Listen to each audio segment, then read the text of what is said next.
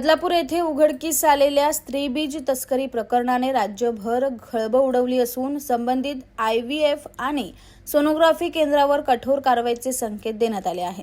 राज्य महिला आयोगाच्या अध्यक्षा रुपाली चाकणकर यांनी बदलापूर दौऱ्यावर बोलताना ही माहिती दिली। प्राथमिक तपासात या प्रकरणात IVF केंद्राच्या माध्यमातून संशयास्पद व्यवहार होत असल्याची बाब समोर आली आहे।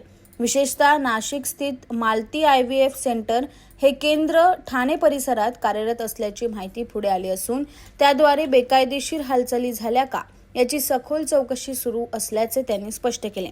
या प्रकरणी आतापर्यंत 5 जणांना अटक करण्यात आली असून बनावट कागदपत्र आणि खोटी ओळख वापरून स्त्रीबीजांची देवाणघेवाण केल्याचा आरोप आहे। तपास यंत्रणांच्या मते हे जाळे केवळ बदलापूर किंवा ठाणेपुरते मर्यादित नसून त्यांची व्याप्ती राज्यातील इतर शहरापर्यंत तसेच राज्याबाहेरही असण्याची शक्यता नाकारता येत नाही। रुपाली चाकणकर यांनी बदलापूर येथे पोलीस अधिकारी, पालिका प्रशासन आणि स्थानिक लोकप्रतिनिधींशी बैठक घेऊन संपूर्ण प्रकरणाचा आढावा घेतला। दोषींवर कडक कायदेशीर कारवाई करण्याबरोबरच संबंधित आरोग्य संस्थांचे परवाने, नोंदणी आणि कागदपत्रांची सखोल तपासणी केली जाईल असे त्यांनी स्पष्ट केले। दरम्यान हे गंभीर प्रकरण उघडकीस आणल्याबद्दल बदलापूर पोलिसांच्या कार्याचे त्यांनी कौतुक केलं। महिलांचे आरोग्य आणि सन्मानाशी संबंधित बाबींमध्ये कोणतीही तडजोड सहन केली जाणार नाही असा ठाम इशाराही त्यांनी दिलाय।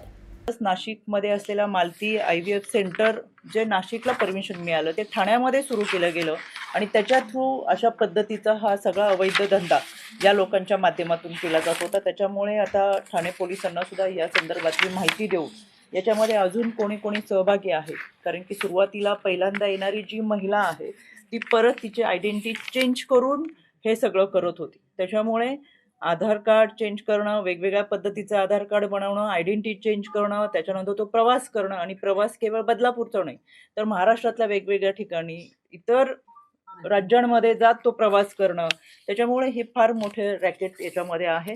याचा पूर्णपणे तपास हा झालाच पाहिजे। पोलीस अतिशय चांगल्या पद्धतीचं काम या संपूर्ण तपास यंत्रणेमध्ये करतात।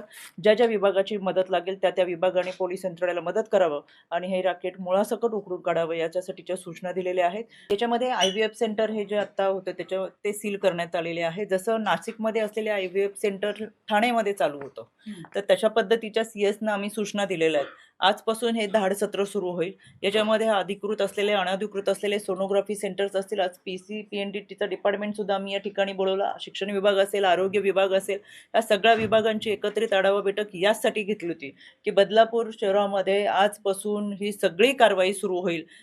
खरं तर ही इंजेक्शन देणं किंवा त्याच्यामध्ये औषध देणं ही सगळी प्रक्रिया आहे ती कुठल्याही पॅरामेडिकल स्टाफकडून झालेली नाही।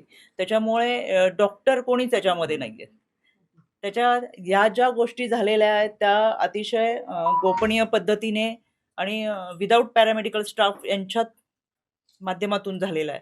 त्याच्यामुळे ही लोक कोण आहेत ती पण शोधणं आता गरजेचं आहे। याच्यामध्ये डॉक्टरच आहेत असं अजिबात नाहीये, कारण की बोगस कागदपत्र वापरलेली आहेत। त्याच्यामुळे चुकीच्या कागदपत्रांचा वापर करून कोण अशा पद्धतीने करत असेल तर त्याच्या सुद्धा सूचना FDAला आम्ही देणार आहोत आणि त्या पद्धतीने ही पूर्ण कारवाई होईल।